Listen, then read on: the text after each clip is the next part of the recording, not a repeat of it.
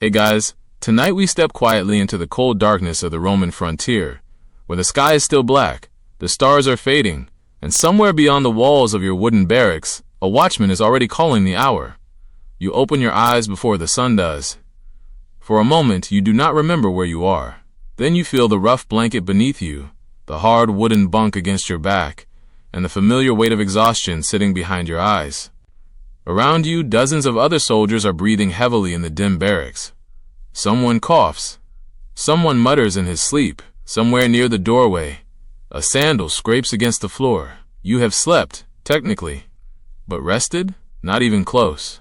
And that is the strange thing about being a Roman soldier.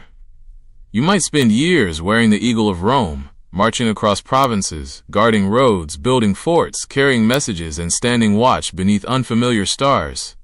Yet genuine rest always seems to remain just a few hours away. There is always another duty, another inspection, another march, another order. And if you are hoping military service would mostly involve dramatic battles and heroic sword fighting, well, you probably won't survive this. So before you get comfortable, take a moment to like the video and subscribe, but only if you genuinely enjoy what I do here. And while you settle in, tell me your location and your local time in the comments. It is always interesting to imagine how many people are listening from completely different places, while you are about to spend the night inside the very uncomfortable world of an ancient Roman soldier. Now, dim the lights, maybe turn on a fan for that soft background hum, and let's ease into tonight's journey together. The first thing you notice is the cold. It is not dramatic cold. There is no great storm howling outside, no mountain blizzard rattling the walls. It is simply the stubborn chill of a night spent inside a military barracks that was never designed to make you feel especially cozy. The blanket covering you is practical rather than luxurious. It keeps some warmth around your body, but the wooden structure beneath you seems determined to remind you that comfort was not part of the military budget. You turn slightly. Your muscles complain. Yesterday was a marching day. Before that, there was training. Before that, another guard shift. And tomorrow, assuming tomorrow resembles every other day, there will be something else waiting for you. You slowly sit up.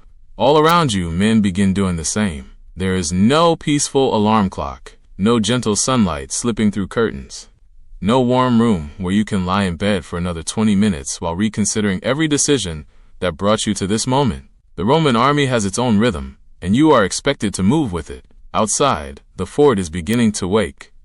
You hear footsteps, commands, metal, a horse moving somewhere beyond the barracks, a wooden door opening, the smell of smoke drifting through the cold morning air. You rub your face and reach for your clothing. Your body would prefer another hour of sleep. Your body, unfortunately, does not get a vote. You dress carefully because military equipment has to be organized. There is a place for everything: your clothing, your footwear, your weapons, your personal belongings. Even when you are exhausted, you cannot simply throw everything into a corner and hope tomorrow will sort it out. The Roman military is famous for discipline, and discipline begins with ordinary details. You make your bed. You prepare your equipment. You check what you are carrying. You make sure your weapon is where it should be. You listen. You wait for the next command. And slowly the realization settles over you. This is not a job where you work hard and then go home. This is your life. The fort is your workplace, your neighborhood, your sleeping quarters, your dining hall, your training ground, and sometimes your prison. You may have been recruited from somewhere far away. Perhaps you once lived in a village surrounded by familiar fields. Perhaps you grew up in a busy town where you knew the streets, the markets, the smells, and the people. Now the landscape may be completely different. Maybe you are stationed along a cold northern frontier where the morning air bites your face. Maybe you are somewhere dry and dusty where sunlight turns the roads into pale ribbons stretching toward the horizon. Wherever Rome has sent you, the army has become the structure around which your entire existence revolves. You do not simply serve Rome during working hours. Rome decides when you wake. Rome decides when you march. Rome decides when you train. Rome decides where you sleep. Rome decides when you stand guard. And if an order arrives in the middle of the night, you get up. There is no negotiation. You glance toward the entrance. The first light is beginning to appear. It is faint at first, almost gray, spreading slowly across the sky. You might imagine that sunrise brings relief. It does not. It simply makes the next portion of the day visible. Outside, the fort is becoming louder. Men are moving toward their duties. Some prepare equipment. Others report for assignments. Somewhere nearby, food is being prepared. You are hungry. You are tired. And you are already thinking about when you might next sleep. That thought follows you constantly. Sleep is not something you simply enjoy. It is something you chase. A Roman soldier might sleep after a long day, but his rest can be interrupted by watches, alarms, patrols, weather, noise, orders, or the simple discomfort of military life. Even when nothing dangerous is happening, you are never entirely removed from the possibility that something might happen. That is perhaps the greatest difference between your life now and the life you once imagined. At home, night meant darkness. Here, night means another shift. At home, tiredness meant bedtime. Here, tiredness means you keep moving until someone finally tells you that you may stop. And even then, you know that stopping is temporary. The army is always preparing for tomorrow. You stand up, your feet touch the cold floor. For a moment, you remain still. You can hear your companions moving around you. The barracks smell of wool, leather, smoke, sweat, damp wood, and old equipment. It is not pleasant, but after enough time, unpleasant becomes familiar. You tighten your clothing. You collect your gear. Then you step outside. The morning air touches your face. Above the fort, the Roman eagle catches the first pale light. You look at it for a moment. Thousands of miles of roads, countless camps, distant provinces, unfamiliar peoples, endless orders. All of it somehow represented by that symbol. You are one soldier among many. And your day has barely begun. There will be food soon, then duties, then training, then perhaps marching, then another assignment, then, eventually, darkness. And when darkness comes, you may think you are finally finished, but somewhere inside the fort, a watchman will still be awake, a commander may still be giving orders, a patrol may still be moving along the road, and before long, your own name may be called again. So you begin walking, not toward rest, toward the next task, because in the Roman army rest is never quite a destination. It is merely the brief space between one duty and the next. The smell of food reaches you before you reach the dining area. It is not the rich aroma of roasted meat drifting from some grand Roman banquet. There is no marble table waiting for you, no silver plate, no servant asking what you would like for breakfast. Instead, you smell grain, warm, slightly smoky grain. Perhaps some beans, a little oil, something cooked in a large pot over a fire. You follow the smell with the other soldiers, still carrying the heaviness of sleep in your muscles. The morning is brighter now, but the sun has barely begun its climb. Your stomach is already reminding you that yesterday's march consumed far more energy than you would have preferred. You take your place. There is an order to everything. That is one of the first things you learn about Roman military life. Even eating can feel like another part of the machine. You do not linger. You do not turn breakfast into a social event lasting an hour. You eat because you need fuel. The food is simple, practical, and designed to keep a working body moving. Grain is central to your diet. It can be prepared in different ways, depending on where you are stationed and what supplies are available. You may have porridge, bread, or something resembling a coarse grain meal. Legumes can provide additional nourishment. There may be vegetables when supplies and local conditions allow them. Meat is possible, but you cannot assume that every meal will look like the feast of a wealthy Roman household. You are a soldier. Your food exists to keep you alive and useful. You chew slowly. Across from you, another soldier is already eating quickly. He looks exhausted. You wonder when he last slept properly. Then you realize you cannot remember the last time you did either. The strange thing is that everyone seems accustomed to it. A soldier yawns. Another stretches his shoulders. Someone complains quietly about his feet. Nobody acts surprised. Fatigue is not an unusual condition here. It is practically part of the uniform. You take another mouthful. The grain is hot. That alone feels comforting. For a few moments, you can pretend that you are simply having breakfast like anyone else. But then you hear a command outside. The illusion disappears. You have duties. You finish eating. You check your equipment. Again. There is something almost obsessive about military inspections. Your sandals or boots need attention. Your clothing must be serviceable. Your weapons must be ready. Your shield cannot simply be something you carry around until battle happens. It is equipment that must be maintained. The same applies to everything else. The Roman army does not want soldiers discovering problems at the worst possible moment. A loose strap can become a serious problem. A damaged weapon can become a deadly problem. A neglected shield can become the difference between walking away and lying on the ground. So you learn to inspect everything. You learn to notice small defects. You learn that maintenance is not optional. It is part of survival. You step outside again. The fort is fully awake now. The quiet darkness of a few hours ago has been replaced by movement. Men walk across the courtyard. Animals are being handled. Tools are being carried. Orders move from one person to another. Somewhere, metal strikes metal. The sound echoes between the walls. You stand among it all and realize something uncomfortable. The Roman army has taken the ordinary human day and broken it into tasks. Wake, eat, prepare, train, march, work, guard, sleep, repeat, and repeat again. You might have imagined that soldiers become accustomed to this rhythm and eventually stop noticing it. In some ways they do.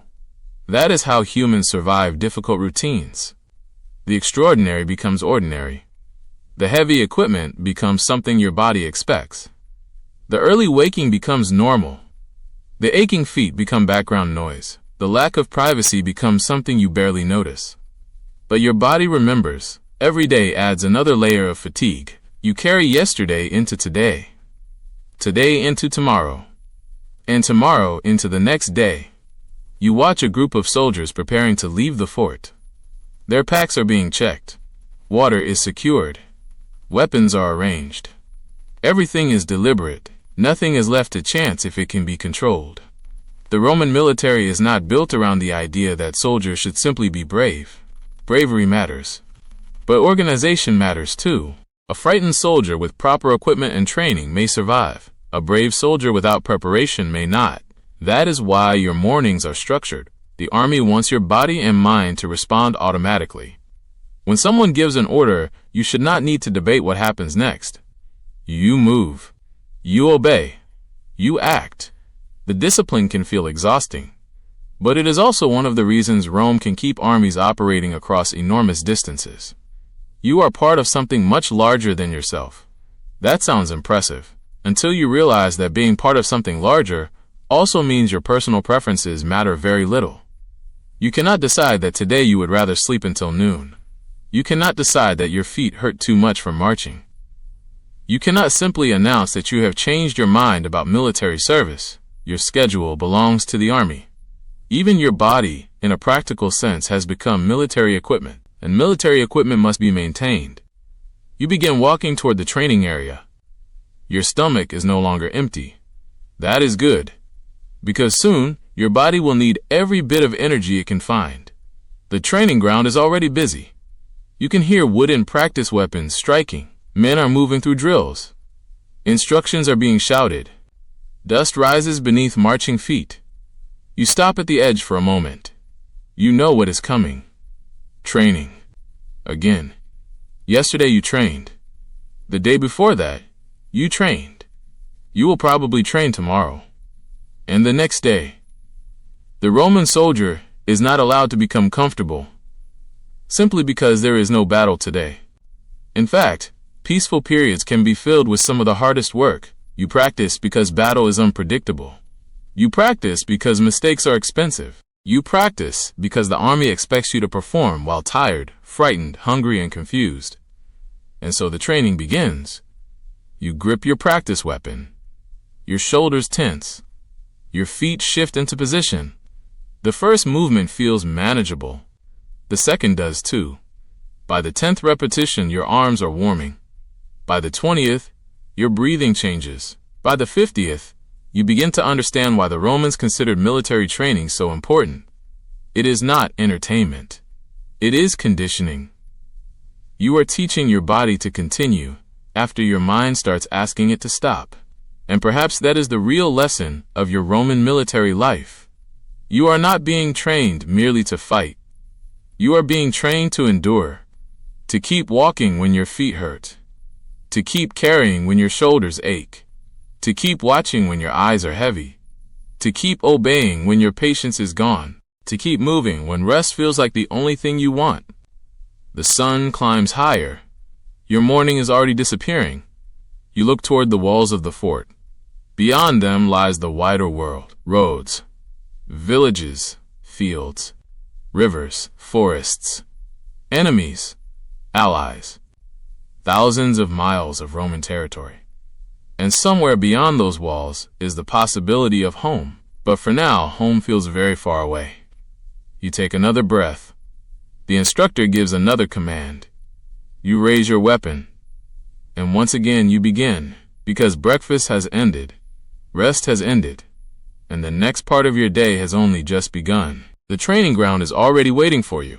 You stand among the other legionaries, your wooden practice sword in your hand, your shield resting against your arm. The sun has climbed higher now, and the soft coolness of dawn is disappearing quickly. Someone gives the command. You move. The first strike is easy. You bring the practice sword down. Again, again, again. At first, your body cooperates without complaint. You have done this before. You know the movements. You know where your feet should go, how your shield should be positioned, how your sword should rise and fall. But Roman military training is not designed to test whether you can perform a movement once. It is designed to discover whether you can perform it after doing it 100 times. And then another 100. And then another. You strike the wooden post. The impact travels through your arm. You reset your stance. You strike again. Around you, dozens of other soldiers are doing exactly the same thing. The training ground fills with repetitive sounds. Wood against wood. Feet against dirt. Commands. Breathing. Occasional groans. There is something strangely monotonous about it. And that monotony is deliberate. The Roman army wants the movement to become automatic. In a real fight, you may not have time to think carefully about every action. You may not even understand what is happening around you. Someone may be shouting. Dust may fill the air. Men may be pushing against you. Your heart may be beating so hard that you can hear it. You may be frightened. You may be exhausted. You may have blood on your hands. In that moment, the army does not want you wondering what to do. It wants your body to remember. So you practice. You repeat. You correct. You repeat again. The instructor walks past you. His eyes are not interested in whether you are comfortable. He notices your foot placement, your shield angle, the position of your sword. He says something. You adjust. Then he moves on. Another command comes. You raise your shield. The men beside you do the same. For a moment, the entire line becomes a single moving wall. Shields overlap. Bodies move together. Weapons rise. Weapons fall. It is impressive. It is also exhausting. Your shoulders begin to burn. Your fingers tighten around the wooden grip. Sweat gathers along your forehead. You wipe it away with the back of your hand. There is no long break. The next drill begins. This is one of the secrets behind Roman military strength. Not magic. Not superhuman soldiers. Repetition. Organization. Endurance. The Roman army takes ordinary people and attempts to turn them into reliable soldiers through constant practice. That process takes time, and it takes a remarkable amount of physical effort. You learn to march. You learn to carry equipment. You learn to dig. You learn to build. You learn to throw. You learn to use weapons. You learn formations. You learn commands. You learn how to react when the person beside you moves. And you learn that even a peaceful day can leave you feeling as though you have already fought a battle. You look toward the other soldiers. Some are younger than you. Some are older. Some look confident. Others look completely exhausted. A few have the expression of men who have stopped wondering when the day will end. They already know. The day will end when the army says it ends. You continue. The wooden sword feels heavier now. Your arms are tired.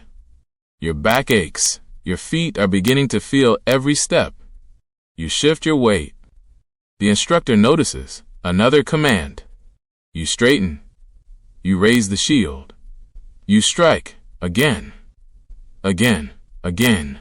The repetition becomes almost hypnotic. For a moment, your mind drifts. You imagine home. Perhaps there is a small house somewhere far away. Perhaps your family is beginning their own morning. Someone may be preparing food. Someone may be walking through a familiar street. Someone may be looking toward the road and wondering when you will return. You push the thought away. Not because you do not care, because thinking about home while holding a training weapon is not useful. The army teaches you to focus on the moment.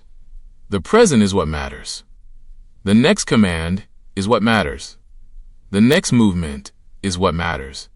You return your attention to the instructor. He demonstrates another exercise. This one involves movement.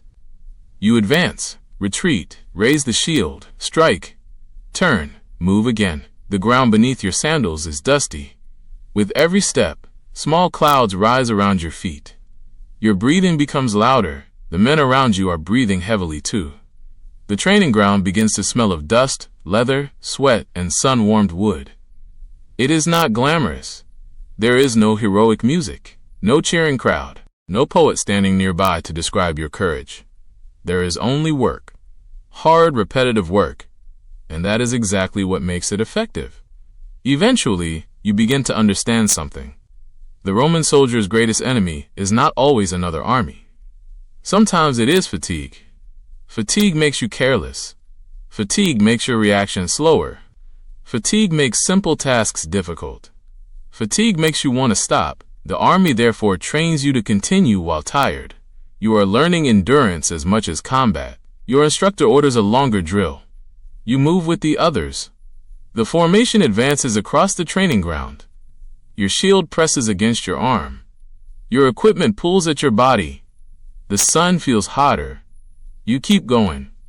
One step, then another, then another.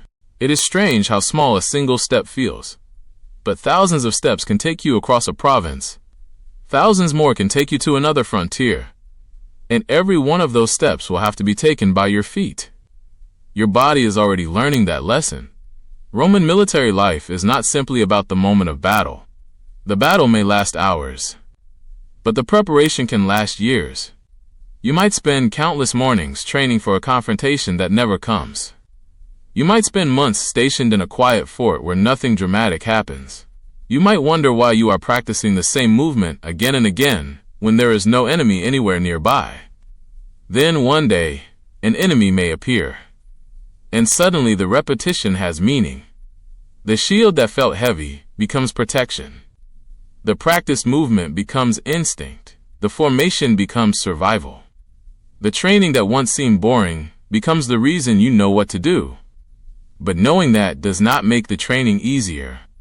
You continue until your muscles feel weak. Finally, the command comes to stop. For a moment, nobody moves. You lower your shield. Your arms feel strangely light without it. You breathe deeply. Sweat runs down your face. Some soldiers bend forward with their hands on their knees. Others simply stand still. No one has energy for conversation. You look at the wooden sword in your hand. It is only a training weapon, yet you already understand what it represents. The army is preparing you to keep fighting after your body begs you to stop. And tomorrow, you will do it again. Perhaps the day after that, too. Training does not end because you are tired. Tiredness is part of the training. You walk toward the edge of the field. Your legs feel heavy. Your shoulders ache. You know you should be grateful for the break, but you also know it will not last. There will be equipment to clean. There may be work to complete. There may be a march. There may be another duty. And tonight, perhaps, there will be a watch. You look toward the fort walls. The sun is still high. The day is nowhere near finished. You take a slow breath. Then you start walking again. Because for a Roman soldier, training never truly teaches you how to rest. It teaches you how to continue. By now, you have learned that a Roman soldier does not simply carry equipment. You carry your entire day on your body. The shield rests against your arm. The sword hangs from your belt. Your clothing clings to your skin beneath the growing heat. And somewhere nearby, your pack is waiting. You look at it and already feel tired. The pack is not enormous by modern standards, but you are not standing in a comfortable vehicle. You are not rolling along a smooth road with someone else carrying your supplies. You are walking. And when you walk for hours, every extra weight begins to matter. You lift the pack. The straps pull against your shoulders. You adjust them. They still feel uncomfortable. You adjust them again. Better. Not good. Just better. That is often what Roman military equipment feels like. Not comfortable. Functional. The army does not need you to feel elegant. It needs you to remain alive, mobile, and capable of fighting. Your shield is especially important. It is not a decorative object. It is a large defensive tool designed to protect your body. You carry it because the battlefield is full of things that can hurt you. Arrows, spears, swords, stones, whatever an enemy can throw or swing in your direction. The shield is your portable wall. But a wall has weight. You raise it during training. You carry it during marches. You hold it while standing guard. You move with it during formations. You protect yourself with it. And after enough hours, your arm begins to feel as though it belongs to someone else. Then there is your sword. It hangs from your belt, adding another weight to your body. Your equipment does not become lighter because you are tired. That is the important part. Fatigue changes you. The equipment does not change. You might be exhausted after 10 miles.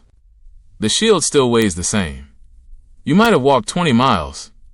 The pack still presses against your shoulders. You might have been awake all night. Your sword still hangs at your side. The Roman army expects your body to adapt. And your body does, slowly, painfully. You develop stronger legs, stronger shoulders, harder feet. You become better at distributing weight.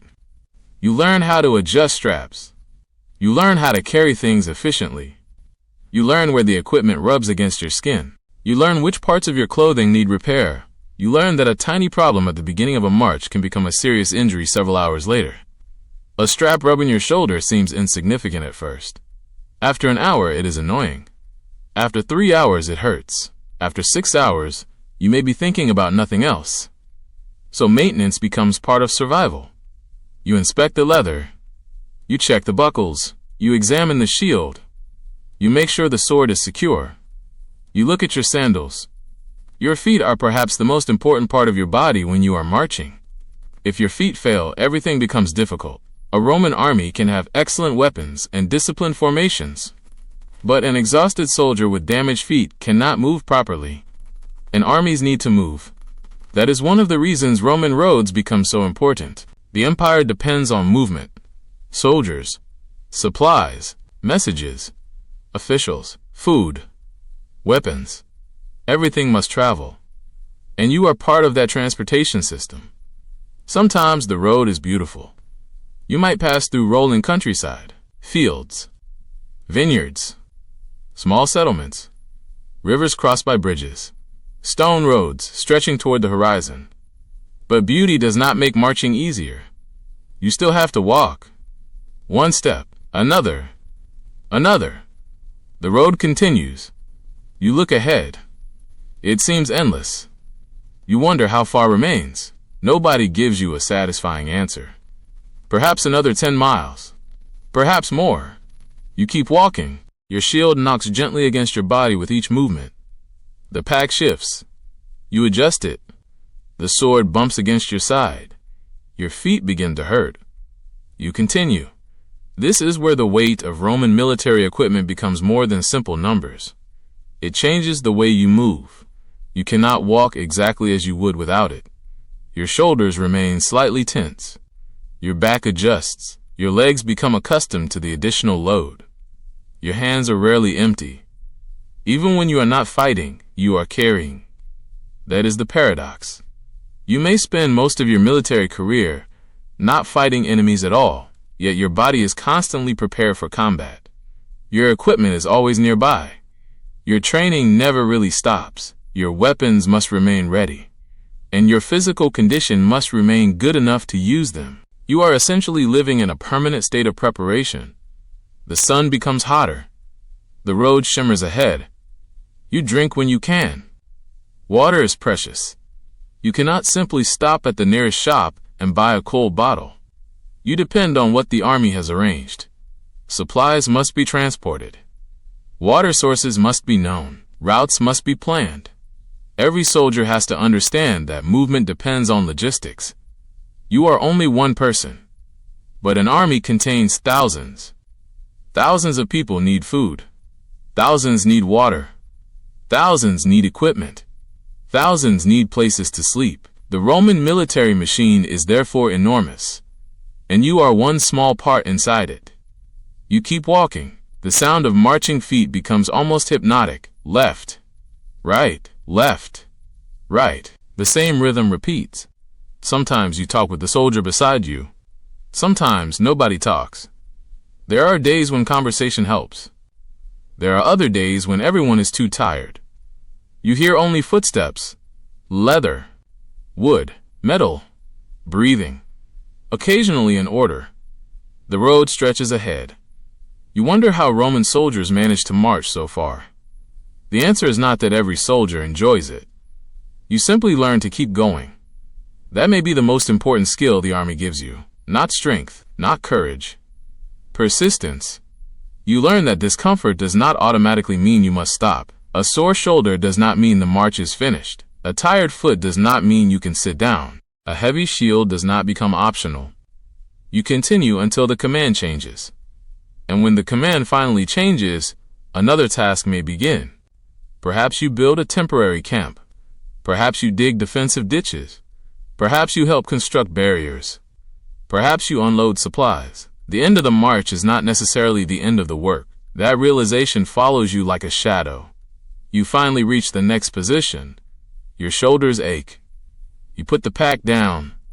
For a few seconds, the relief is extraordinary. The sudden absence of weight makes your body feel almost weightless. You roll your shoulders. You stretch your neck. You look at your hands. Then someone gives another order. The camp needs to be prepared. You stare at the ground. You had imagined that reaching the destination meant rest. It does not. You pick up a tool. You begin working again. The Roman soldier's day is full of these tiny disappointments. You think something is finished. It is not. You think you can rest. There is another duty. You think the march is over. There is camp construction. You think the camp is finished. There is equipment maintenance. You think maintenance is finished. There may be a guard shift, and when the guard shift ends, you may finally lie down. But the night is still ahead. You glance toward the darkening sky. The sun is sinking. The fortification is taking shape around you. Men are digging. Others are carrying materials. Everyone is moving. You can feel the exhaustion spreading through your body. Your shoulders hurt. Your feet hurt. Your back hurts.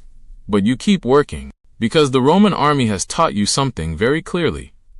Your equipment may be heavy. The road may be long. The work may be exhausting.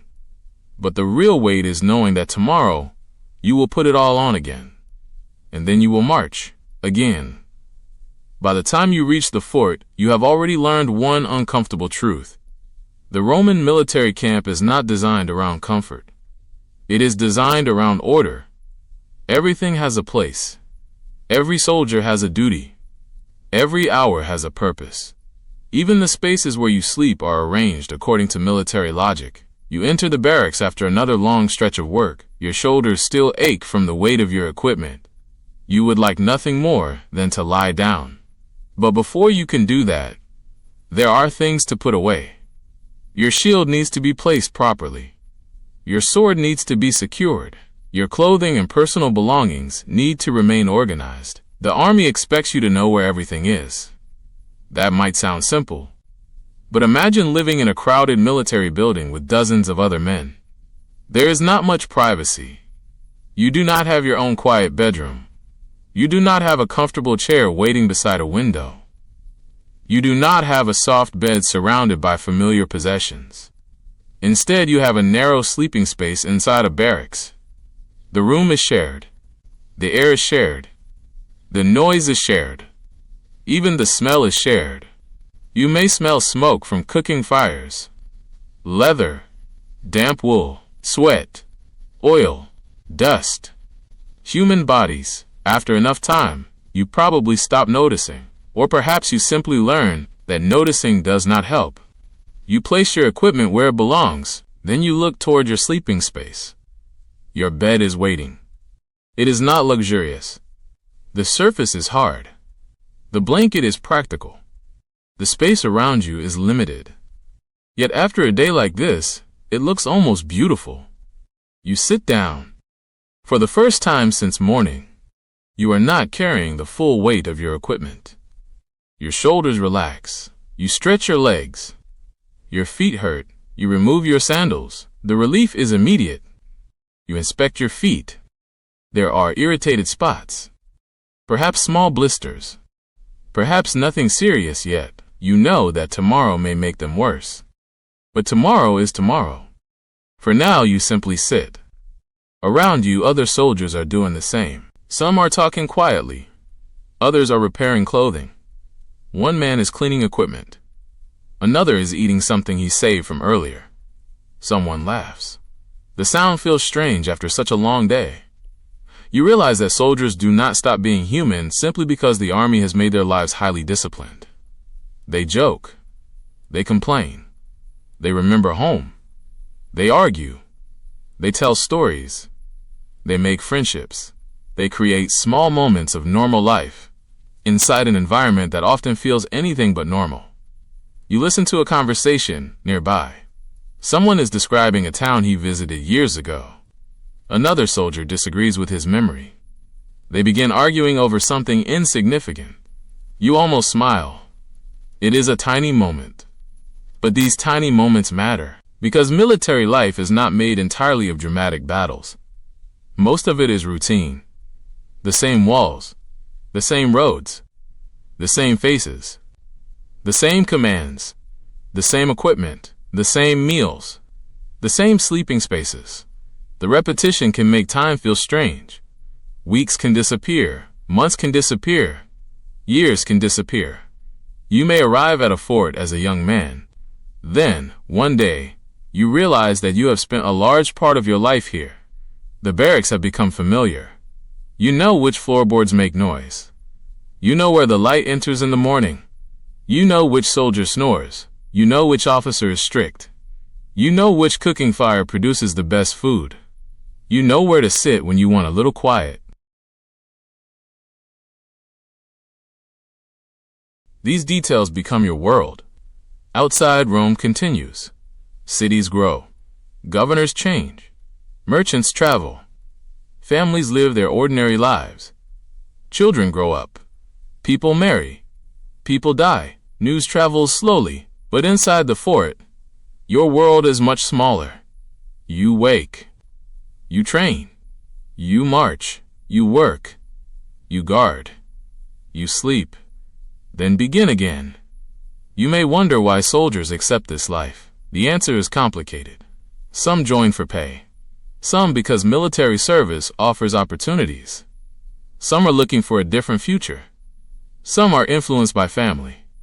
Some simply have few alternatives. And some may genuinely believe in Rome and its army.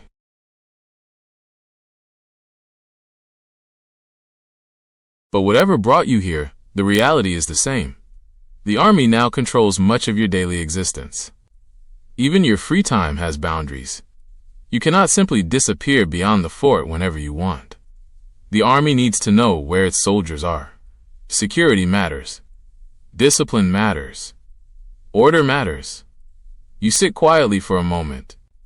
The noise of the barracks continues around you.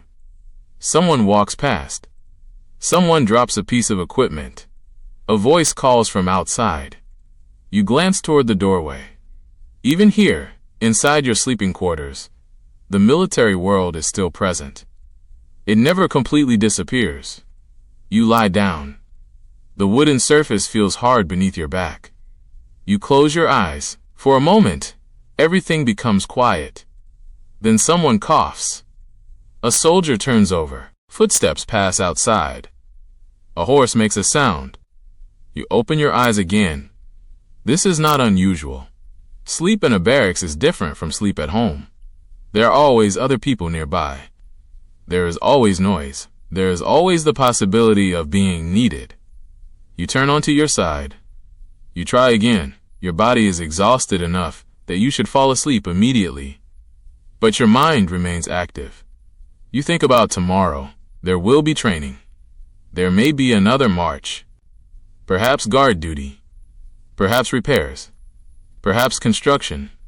Perhaps an inspection. You do not know. The uncertainty itself is tiring. Finally, your eyes begin to close. Then you hear movement. A soldier has been called for duty. He gets up. His equipment moves softly in the darkness. Another man shifts on his bunk. The door opens. Cold air enters. Then closes. Silence returns. You wonder how long you will sleep before something similar happens again. The answer may be several hours, or less. The Roman soldier's rest is often measured not by how comfortable the bed is, but by how long nobody interrupts you. That is a very different definition of sleep. You think about your old home again. Perhaps there, when night came, you could close a door. The world outside could disappear. Here, the world is always close. The army is around you. Your companions are around you. The walls are around you. And beyond the walls is the frontier. You finally drift towards sleep. But even in sleep, your body remains accustomed to readiness. The habit of listening does not disappear easily. A sudden sound can wake you. A command can wake you. A horn can wake you. Footsteps can wake you. The soldier beside you can wake you. And when you wake, you do not immediately ask what time it is. You ask what is happening. That may be the deepest change military life makes to you. You stop treating sleep as complete escape. Sleep becomes another part of duty. You rest because you need to be ready. You sleep because tomorrow demands another version of you. And even when you close your eyes, the army is still waiting. Outside the barracks, a watchman walks along the wall. His footsteps rise and fall. You hear them faintly. Then they disappear. For a few precious moments, there is nothing. No commands, no marching, no training, no equipment. Just darkness. You breathe slowly. Your muscles finally begin to relax. Tomorrow will come. You know that. But for now, you have a little time. Not much. Just enough to sleep. And perhaps, if you are lucky, nobody will call your name before dawn.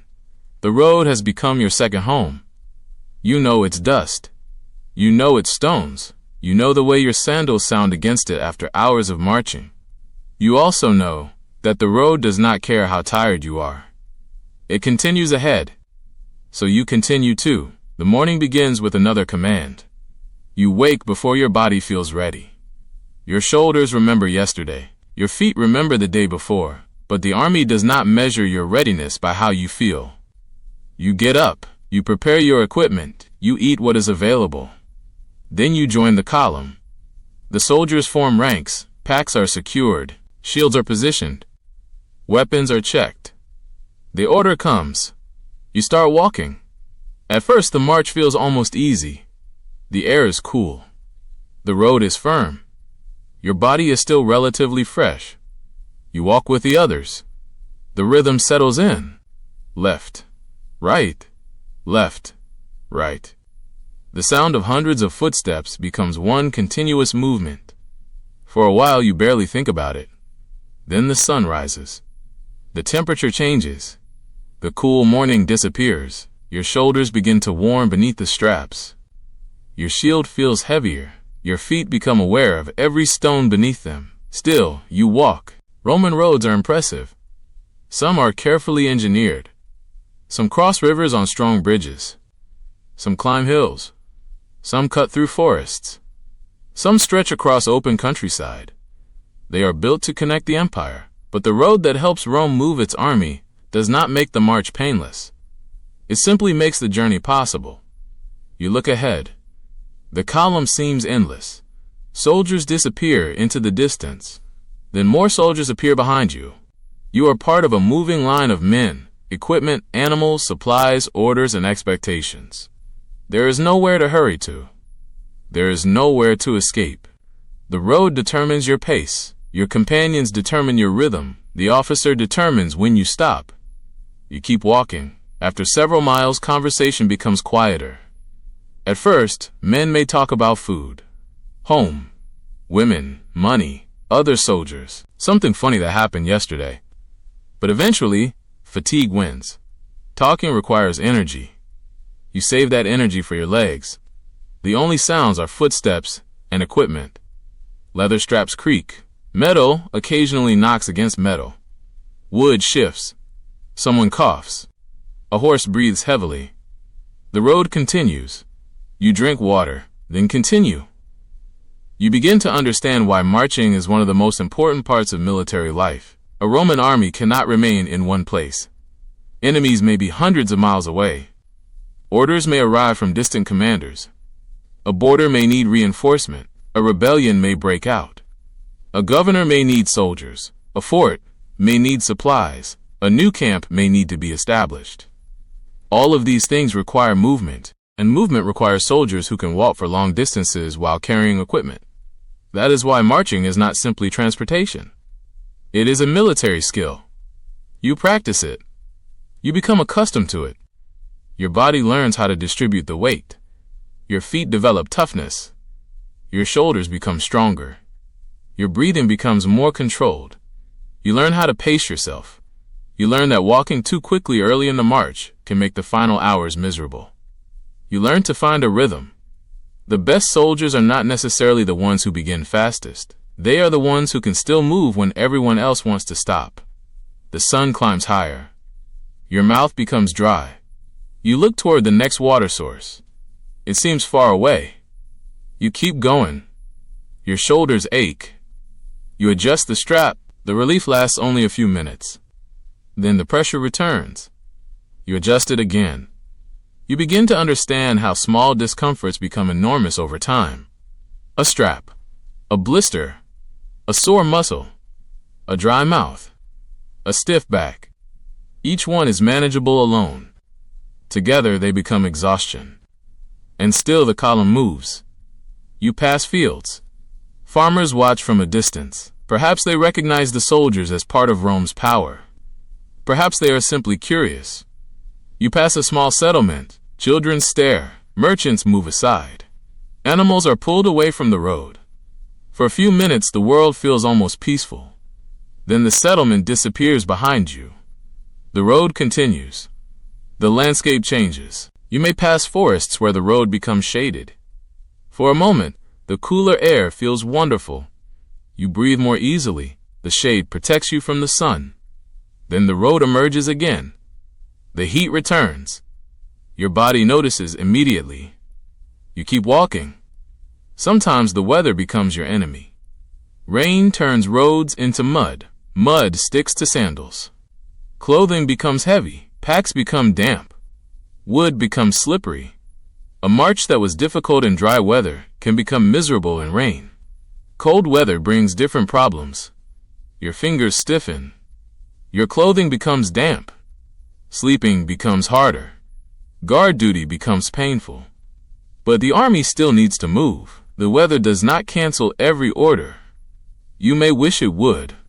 It does not. So you walk. You begin thinking about the end of the march.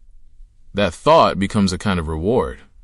You imagine removing your pack, taking off your sandals, drinking water, sitting down, maybe eating, maybe sleeping. The thought of rest helps you continue. But the dangerous thing about imagining rest is that reality may not match the picture.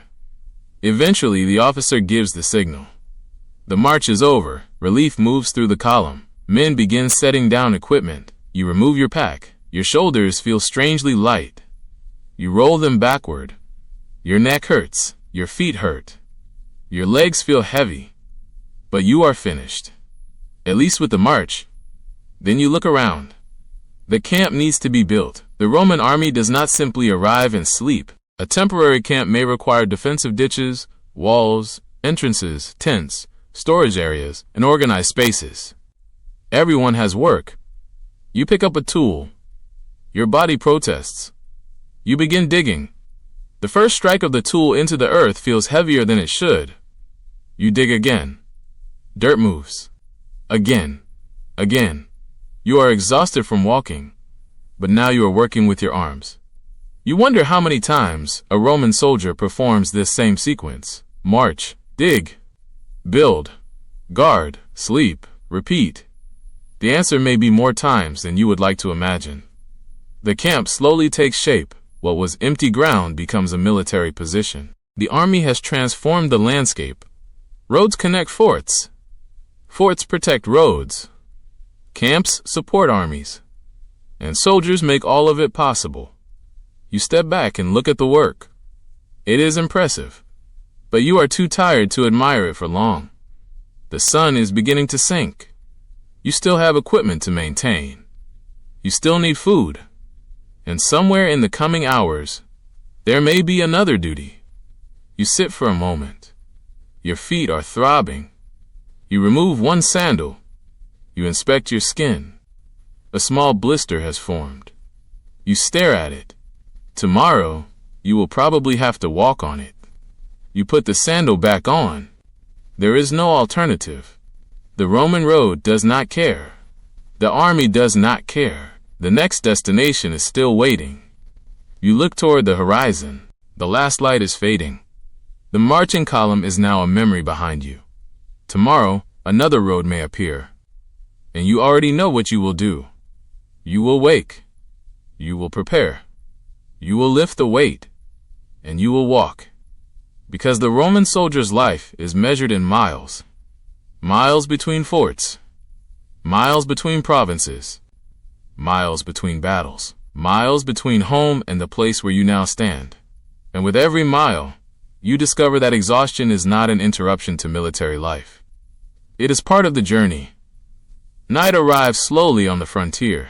The last light disappears behind the distant hills, and the camp becomes a collection of small fires glowing against the darkness. You have marched. You have worked. You have eaten. Your body wants one thing now: sleep. But the Roman army has another idea. The watch roster. You hear your name. For a moment, you almost pretend you did not. You look at the soldier beside you. He looks back. Neither of you says anything. You already know. Your rest is over before it properly begins. You stand. Your body protests immediately. Your legs feel heavy from the march. Your shoulders ache from the equipment. Your feet are sore. But the army does not ask whether you feel ready. You collect your shield and spear. The night air feels colder than you expected. You step away from the warmth of the barracks and move toward the assigned position. The fort is different at night. During the day, it is noisy, busy, full of movement. At night, every sound becomes more noticeable. A footstep, a horse shifting, wood cracking in a fire, the wind moving across the walls, your own breathing. You climb toward the watch position. The sentry before you is waiting. His shift is ending. He looks tired, very tired. He hands over the responsibility. There is no dramatic ceremony, no speech, just a simple transfer of duty. Now the wall is yours. You stand with your shield nearby and your spear in hand. The darkness stretches beyond the fort. You cannot see very far. That is the problem. The night hides everything. A movement in the distance could be an animal, a traveler, a farmer, another soldier, or something more dangerous. You are not expected to discover the answer by guessing. You are expected to watch. So you watch. The first few minutes are easy. Your body is still awake from the day's activity. You look across the landscape. The stars are bright. The air is cool. The campfire behind you provides a little warmth. For a moment, standing here feels almost peaceful. Then time begins to slow. You look again. Nothing. You look again. Still nothing. The silence becomes enormous. You begin noticing details you would normally ignore. A branch moving. A distant animal. The sound of water. A bird calling somewhere in the darkness. You realize that guarding a quiet place requires a strange kind of concentration. You cannot simply stare into the darkness. You must remain mentally awake. That is harder than it sounds, especially when you are exhausted. Your body wants to sit. You resist. Your legs want to relax. You remain standing. Your eyes want to close. You force them open. The night watch becomes a battle against sleep itself. And sleep is powerful. It does not attack suddenly. It arrives slowly. Your thoughts become softer. Your body becomes heavier. Your attention wanders. You remember the bed waiting inside the barracks. You imagine lying down. You imagine closing your eyes. You imagine waking after sunrise. The thought is comforting. It is also dangerous. You are on watch. Your job is not to sleep. Your job is to notice what others might miss. So you move. A few steps. Then back. You stretch your legs. You shift your weight. You look toward the horizon. Nothing. You listen. Nothing. The temptation to relax returns. You fight it. This is one of the strange realities of military service. Sometimes the most difficult duties are the ones where almost nothing happens. A battle is frightening, but a battle keeps you awake.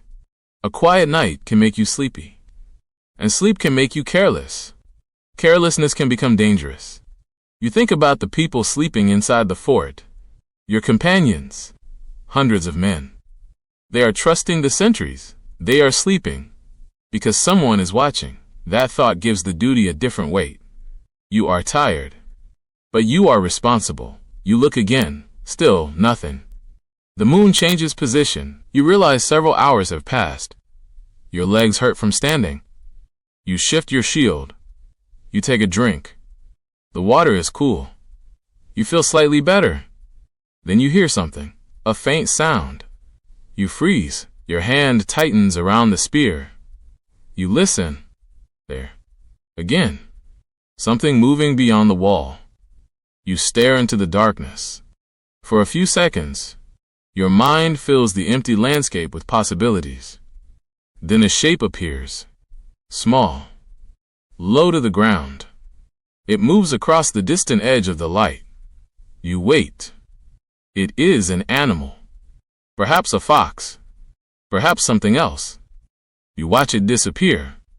You breathe again. Your heart slows. You almost laugh at yourself. But you know this is why the watch exists. You cannot afford to assume. You must look. You must listen. You must decide. The night continues. Another sentry stands farther along the wall. You can barely see him. His silhouette moves occasionally. He is probably fighting the same battle against fatigue. You wonder how many nights he has stood here. How many nights you will stand here. You think about the soldiers sleeping below. Some of them may not even know your name. They may never think about the person keeping watch. They simply sleep. That is part of the strange contract of military life. The person who sleeps depends on the person who stays awake. And the person who stays awake eventually depends on someone else. Everyone takes a turn. Everyone becomes tired. Everyone hopes the next man will remain alert. You continue walking. The darkness seems endless. Then, slowly, the eastern sky begins to change. At first, you barely notice. The black becomes slightly lighter, then gray. The stars begin disappearing. Birds start making sounds. The horizon becomes pale. You realize your watch is nearly over. For the first time in hours, you feel relief. The incoming soldiers appear. They are fresh, or at least fresher than you. You recognize one of them. He climbs the wall. You hand over your position. Again, there is no ceremony. You simply tell him what he needs to know. Quiet night, nothing unusual. A distant animal, no movement beyond the walls. Then you step away. Your legs feel strangely stiff. You descend from the wall. The fort is waking. Some soldiers are already preparing breakfast. Others are still sleeping. You walk toward the barracks. You are exhausted. But you are also strangely alert. Your mind has spent hours watching darkness. Now every small sound seems clear. You enter the sleeping area. Most of the soldiers are still asleep. You find your bunk. You sit. You remove your sandals. You lie down. The blanket feels wonderful. Your eyes close. But before sleep arrives, one thought crosses your mind. You will probably have to wake again soon. That is the cruel rhythm. Your watch has ended, but your day may not be finished. And even when you finally sleep, you know another watch is waiting somewhere in the future, because the Roman frontier never truly sleeps. And neither, it seems, do you. When you finally close your eyes after night watch, the darkness does not feel like rest. It feels like borrowed time. Your body sinks into the rough bedding. Your muscles loosen. Your feet stop carrying your weight. For a few moments you feel almost peaceful. Then the fort begins to wake. A voice outside, footsteps, metal, someone calling an order. You open your eyes. Morning has arrived. You have slept for only a short while. Your body protests when you sit up. Your head feels heavy. Your shoulders ache. Your eyes burn. You look around the barracks. Some soldiers are already preparing for the morning routine. Others are still asleep. You wonder how they can look so normal. Then you remember, you are not finished. Military life has no sympathy for your sleep schedule. If you were awake during the night, you may still have duties during the day. Perhaps not immediately. Perhaps you are fortunate enough to receive a little extra rest. But eventually, the routine returns. The Roman army depends on schedules. Training cannot simply stop because you are tired. Inspections cannot be delayed because someone slept badly. Orders cannot wait for your muscles to recover. You stand. The world feels slightly unsteady. You wash your face. Cold water helps. For a few seconds you feel more awake. Then you begin preparing your equipment. You check your belt, your sword, your shield, your sandals. The familiar sequence requires almost no thought. That is useful when you are exhausted. Routine becomes automatic. You eat something simple. Bread, grain, perhaps beans. Whatever is available. Food tastes better when you are hungry. Even a plain meal feels satisfying. You eat quickly. Then another command comes. Training. You almost laugh. Training? After the march? After the night watch? Yes. Training. The Roman army does not assume that experience alone makes a good soldier. You must repeatedly practice the movements expected of you. The body must remember what the mind might forget under pressure. You step outside. The morning air is cooler now. Your fellow soldiers gather. You form up. An instructor begins giving commands. You listen, move, stop, turn, advance, raise shields, lower shields, repeat, again, and again. At first, your movements feel slow. Your body is stiff. Your muscles remember yesterday. But repetition begins to take over. You move because you have moved this way before. You raise the shield. You lower it. You step forward. You step back. You turn. Again. The training may seem boring. That is precisely the point. The army wants the boring movements to become automatic. In a dangerous moment, you do not want to think about every small action. You want your body to know what to do. So you practice until the movement becomes familiar. But familiarity does not make it easy. The shield still has weight. The sword still has weight. The sun is still rising. Your body is still tired. You begin to sweat. The soldier beside you is sweating too. Nobody complains loudly. There is little benefit. You continue. Sometimes the training involves weapons. Sometimes formations. Sometimes physical exercises. Sometimes marching. Sometimes construction. The variety prevents the army from becoming completely predictable. But from your perspective, there is one constant. Work. Always another task. You begin to understand why Roman soldiers had to be physically conditioned. It was not enough to be brave. You needed endurance, strength, coordination, discipline. You needed to carry equipment for long distances and then still be capable of fighting. You needed to build camps after marching. You needed to stand guard after working all day. You needed to remain alert even when your body demanded sleep. The army was preparing you for exactly this kind of exhaustion. The instructor shouts another command. You raise your shield. Your arm burns. You hold it. Your muscles tremble slightly. You keep holding. The soldier beside you shifts his grip. You know what he is thinking. When will this end? But nobody asks. The command comes. Lower, rest. You lower the shield. Your arm feels strangely light. You shake your hand. Then another exercise begins. By midday, the heat has returned. You are tired again. The short sleep has not repaired you. It has only delayed the exhaustion. That is the problem with fragmented rest. You can sleep, but if you cannot sleep long enough, the body never feels completely recovered. You begin thinking about the next opportunity. Perhaps tonight, perhaps tomorrow, perhaps after the next duty. You start counting hours. That is another strange habit. You measure your life not by days, but by available rest. When can you sleep? When can you eat? When can you remove your equipment? When can you sit? When can you stop? The Army's schedule determines all of these. You finish training. You expect a break. Instead, there is work around the fort. Something needs repairing.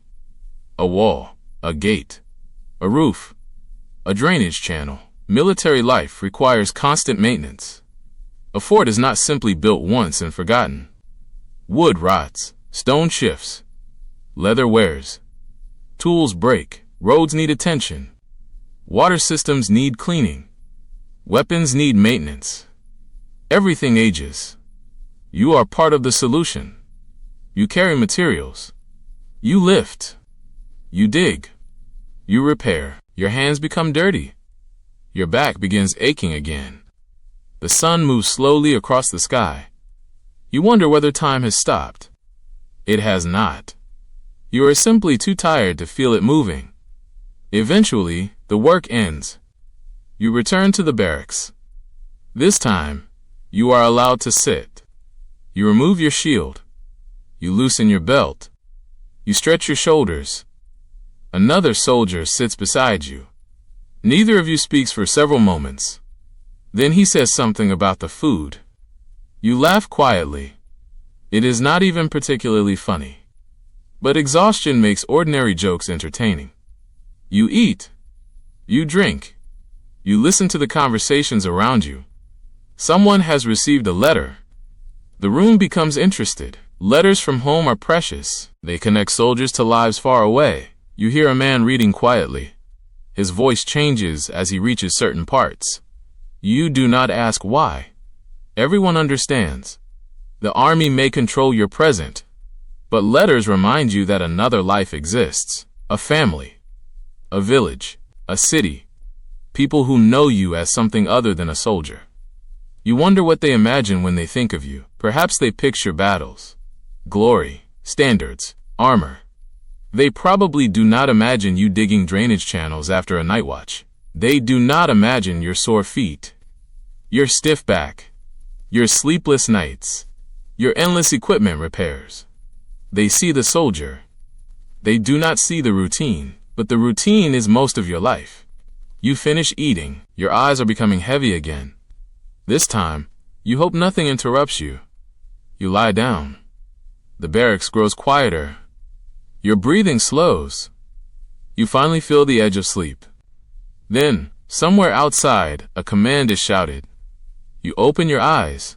For one terrible moment, you think your next duty has already arrived. But it is only another soldier moving equipment. You close your eyes again. You breathe. The sound fades. Sleep comes. And for a little while, the Roman army disappears. No road, no shield, no sword, No orders. Just darkness. But somewhere beyond your sleeping space, the fort continues. A sentry watches. A cook prepares food. A soldier repairs equipment. An officer studies reports. A horse moves in its stall. The machine continues operating. And tomorrow, you will become part of it again. That is the rhythm, not one terrible day, but many ordinary days stacked together. Marching, training, working, guarding, sleeping, repeating. The Roman soldier's exhaustion does not come from a single dramatic moment. It comes from repetition, the same demands returning before your body has completely recovered. You sleep, then wake. You work, then sleep. You then build. You guard, then train. And somewhere inside all of that, you are expected to remain ready. The empire may be enormous. Its borders may stretch across continents. Its roads may run for thousands of miles. Its forts may rise from deserts, forests, mountains, and river valleys. But every part of that enormous system depends on ordinary soldiers like you. Soldiers who wake when they are tired. Soldiers who march when their feet hurt. Soldiers who stand watch when their eyes want to close. Soldiers who keep moving because the next order has already arrived. And as you finally fall into a deeper sleep, you understand something that would have seemed strange before you joined. Rest is not the opposite of military duty. Rest is simply the short pause between duties.